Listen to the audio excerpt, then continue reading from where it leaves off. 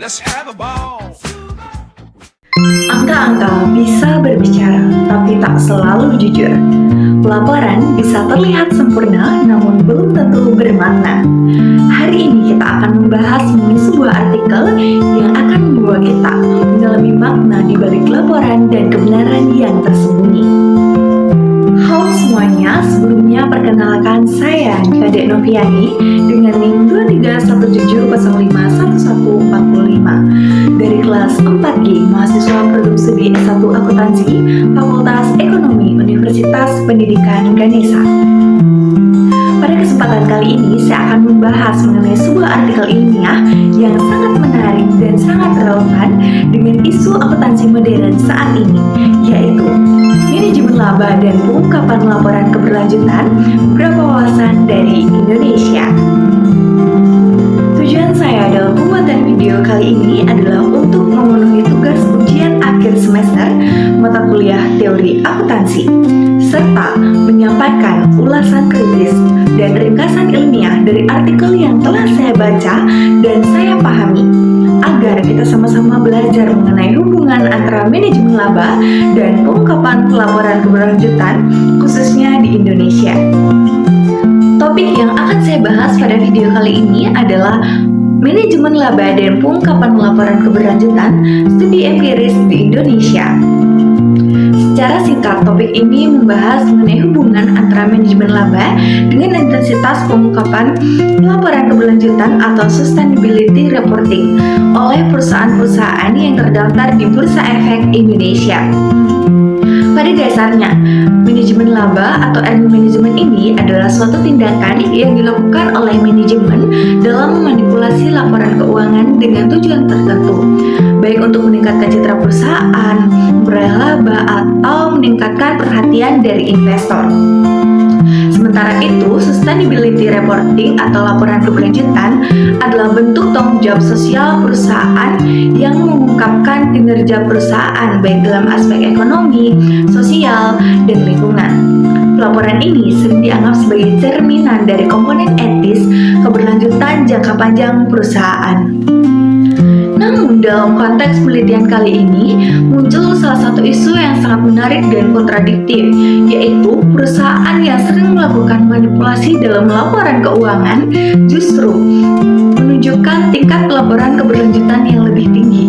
Dan ini menimbulkan salah satu pertanyaan yang kritis, yaitu apakah sustainability reporting atau laporan keberlanjutan ini benar-benar mencerminkan nilai dan tanggung jawab sosial perusahaan secara nyata atau hanya sebagai alat pencitraan semata dalam menutupi ketidakjujuran laporan keuangan?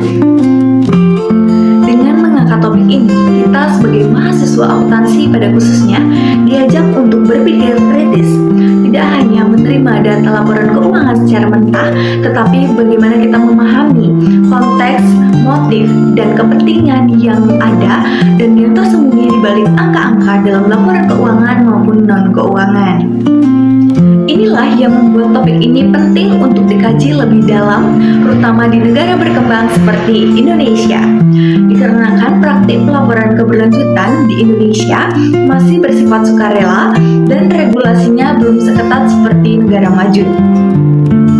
Fenomena ini menggambarkan bahwa dalam dunia bisnis modern, pelaporan keberlanjutan bisa saja dimanfaatkan secara strategis oleh pihak manajemen dalam mendapatkan legitimasi publik, meredam kritik, atau mengurangi tekanan dari pemegang saham, meskipun di baliknya terdapat praktik manipulatif yang tidak etis. Artikel yang saya pilih berjudul Manajemen Laba dan Pengungkapan Pelaporan Keberlanjutan Beberapa Wawasan dari Indonesia. Artikel ini ditulis oleh Sri Ningsi dan rekan-rekannya dan diterbitkan pada tahun 2023. Teori yang digunakan dalam artikel ini ada dua, yaitu teori legitimasi dan teori akuntansi positif. Teori legitimasi adalah teori yang menjelaskan bahwa perusahaan perlu menyesuaikan diri dengan nilai dan harapan sosial masyarakat agar tetap dapat memperoleh legitimasi.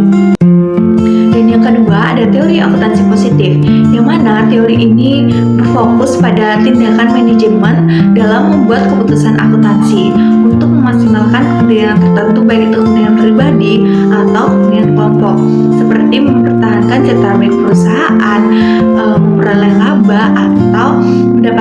target tertentu. Dan dengan dua pendekatan teori ini, penulis ingin menguji apakah manajemen atau perusahaan ini menggunakan sustainability reporting ini untuk mendapatkan legitimasi atau bahkan ketika mereka melakukan manajemen laba. Hipotesis yang diuji dalam penelitian ini yaitu H1, yaitu yang dimana jika semua hal lain dianggap tetap, maka manajemen laba berpengaruh terhadap laporan keberlanjutan. Hipotesis ini bersifat non-direksional, artinya penulis tidak langsung menyatakan hubungan positif atau negatif, melainkan penulis ingin menguji apakah hubungan tersebut memang nyata dan signifikan. Metode penelitian yang digunakan yaitu metode kuantitatif dengan banyaknya data sebanyak 408 observasi di perusahaan bank keuangan yang terdaftar di Bursa Efek Indonesia rentang tahun dari 2010 hingga 2011. Pengungkapan manajemen labanya menggunakan model Lakers, Modified Jones, dan Kotari. Pengukuran sustainability reportingnya ini berdasarkan dari tingkat pengungkapan laporan keberlanjutan yang sesuai dengan standar BRI. Model penelitian yang digunakan yaitu model regression efek tetap atau exact efek regression dan dilakukan uji robust seperti Heckman-Tuster, propensity score matching, and lag regression untuk mengatasi endogenitas dan memastikan hasil yang valid. Hasil penelitian juga menunjukkan bahwa manajemen laba memiliki hubungan yang positif dan signifikan terhadap laporan keberlanjutan. Perusahaan yang melakukan early management cenderung lebih aktif dalam mengungkapkan informasi tentang keberlanjutan.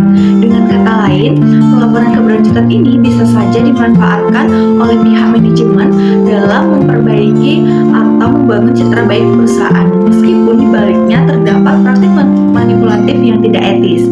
Dan penelitian ini juga menemukan bahwa manajemen atau perusahaan ini diaudit oleh auditor Big Four yang memiliki dewan komisaris independen serta berusia lebih tua. Hal ini cenderung menunjukkan tingkat pelaporan keberlanjutan yang lebih tinggi, dan ini dapat meningkatkan faktor tata kelola perusahaan dalam konteks pengungkapan SR.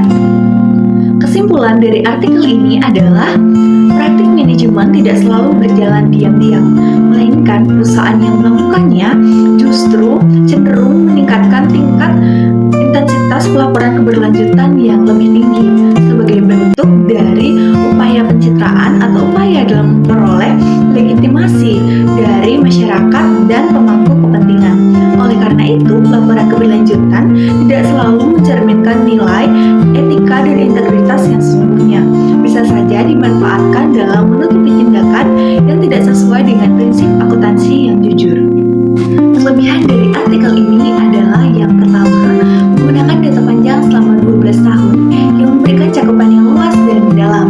Yang kedua, metodologi yang digunakan komprehensif dan robust, terutama dalam mengatasi endogenitas dengan beberapa pendekatan statistik yang digunakan. Dan yang ketiga, topik yang diangkat aktual dan relevan, khususnya dalam konteks Indonesia yang masih menghadapi tantangan tata kelola perusahaan dan integritas laporan. Kekurangan dari artikel ini yaitu yang pertama, penelitian hanya menggunakan pendekatan kuantitatif tanpa mengeksplorasi sisi kualitatif seperti motivasi manajerial dan persepsi dari pemangku kepentingan.